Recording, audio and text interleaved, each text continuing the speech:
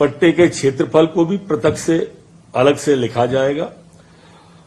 निश्चित प्रयोजन वाले को एक ही परिवार द्वारा दो अलग अलग स्थानों पर एक आवासीय और एक दूसरा व्यवसायिक भूखंड उपयोग किया जा रहा है तो उसे दो पृथक पृथक पट्टे दिए जाएंगे। एक परिवार को केवल एक बार ही लाभ दिया जाने का इसमें निर्णय लिया है। देय राशि के भुगतान की अवधि में वृद्धि चाही गई हो वहां अवधि पूरी होने पर बकाया राशि को भू राजस्व की बकाया के रूप में वसूल किया जाएगा। एक बहुत महत्वपूर्ण निर्णय हमारे मध्यम वर्ग के लोगों के लिए यह लिया गया है। इसी तरह से आज विमुक्त घुमक्कड़ और अर्ध घुमक्कड़ जनजाति कल्याण विभाग का नाम बदलकर घुमंतु और अर्ध घुमंतु जनजाति विभाग करने का भी निर्णय आज मध्य प्रदेश की कैबिनेट के द्वारा लिया गया है। हमारे मंत्रिपरिषद के द्वारा जो विभिन्न वर्गों के उम्मीदवार जो प्रोफेशनल एग्जामिनेशन बोर्ड द्वारा आयोजित परीक्षा में सम्मिलित होते हैं के द्वारा परीक्षा में प्राप्तांक में 5% अतिरिक्त अंक प्रदाय किए जाने का निर्णय आज मध्य प्रदेश की कैबिनेट के द्वारा लिया है और इन वर्गों के लिए अधिकतम आयु सीमा 55 वर्ष निर्धारित करने वाला भी निर्णय लिया गया है। ये मैं और इस खोलना चाहूंगा इसे। ये वो लोग हैं जो हमारे अलग अलग विभागों में काम करते हैं और परीक्षा देते हैं, हमारी शासकीय सेवा में है और वो अपनी परीक्षाएं देती हैं, उन वर्गों के लिए है। इसी तरह से नगरीय क्षेत्रों की शासकीय भूमि के धारकों के धारणा के अधिकार के संबंध में निर्णय मैंने आपको पूर्व में बता दिया है। एक अन्य निर्णय में जो विशेषज्ञों के कुल स्वीकृत पदों में 25% पद सीधी भर्ती से भरे जाने के संबंध में मंत्रिपरिषद के निर्णय के उपरांत जो शेष 75% पद स्वास्थ्य विभाग के लोक स्वास्थ्य और परिवार कल्याण विभाग के बचे थे उनकी पूर्ति की कार्यवाही के संबंध में भी आज निर्णय लिया गया है।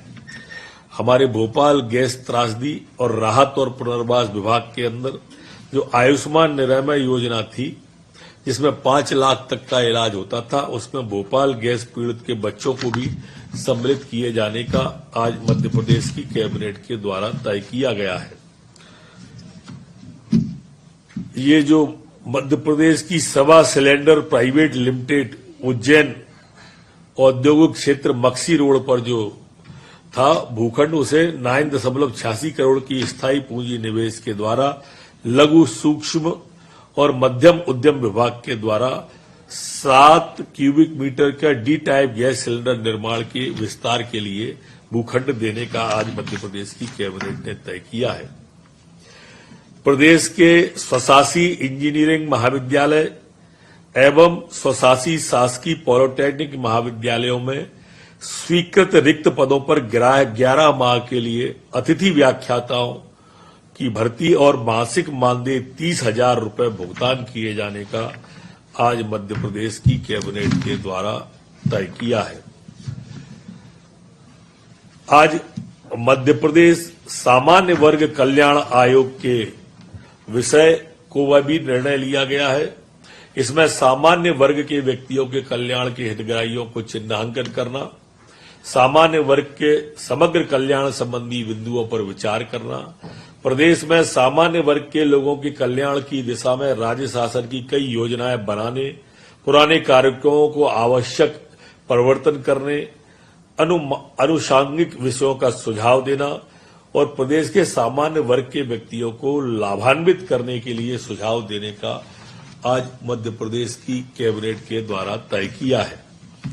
लोक परिसंपत्ति प्रबंधन विभाग राज्य परिसंपत्ति एक समिति के गठन का निर्णय ये अपने आप में एक अलग प्रकार का निर्णय मध्य प्रदेश की सरकार ने लिया है कि एक ये विभाग ही अलग से बना दिया है। वो विभाग हमारे राज्य के अंदर की परिसंपत्तियां, हमारे राज्य के बाहर की जो राज्य सरकार की संपत्तियां हैं और उनसे क्रियान्वयन और उनका उपयोग, ऐसा बहुत सारी कंपनियां इसके बहुत सारे काम इस कंपनी में देने का तय किया है।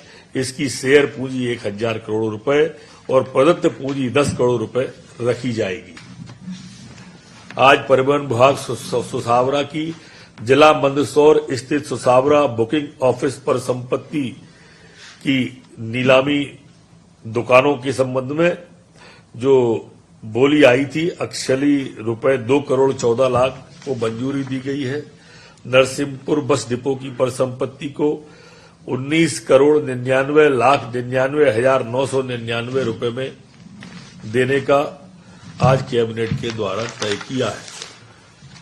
आज मध्य प्रदेश की आबकारी नीति जो मध्य प्रदेश की है उसको भी 1 अप्रैल 2022 से 31 मार्च 2023 तक जो प्रस्तावित थी उसको आज अनुमति प्रदान कैबिनेट के द्वारा की गई है। इस प्रस्ताव में उप दुकानें खोलने का प्रस्ताव था जो कि माननीय मुख्यमंत्री जी के द्वारा आग्रह कर दिया गया है। नई दुकानें नहीं खोली जाएंगी और एक जो पुराना था बॉटलिंग फीस का वो यथावत ही रहेगा, जो कोई भी चेंज पुरानी बॉटलिंग फीस में नहीं करने का तय किया है। अनेक निर्णय इसमें और भी लिए गए हैं, जैसे कि 50,000 रुपए वार्षिक लाइसेंस फीस पर होम बार लाइसेंस 1 करोड़ तक की वार्षिक आय वाले व्यक्तियों को दिया जाएगा। बियर इकाई को लीज पर किसी पंजीकृत कंपनी को दिया जा सकेगा जिसका गत वर्ष वार्षिक मूल्यांकन टर्नओवर 5 करोड़ रुपए हो। बोतलबंद मदिरा के परिवहन वेस्टेज की सीमा कम किया जाकर कांच के लिए 0.25 और पेट के लिए 0.10 की जाएगी। अंगूर से निर्मित वाइन को प्रदेश में वित्तीय वर्ष 25-26 तक आबकारी शुल्क से मुक्त रखा जाएगा। अंगूर के अतिरिक्त जामुन से भी वाइन के निर्माण की अनुमति यहां पर दी जाएगी। भोपाल एवं इंदौर में शासन द्वारा निर्धारित मापदंडों के आधार पर माइक्रो ब्रेवरीज खोली जा सकेंगी। ऐसे अनेक सुझाव हैं जो लिखित में अभी आप सबको इस विभाग के द्वारा दे दिए जाएंगे।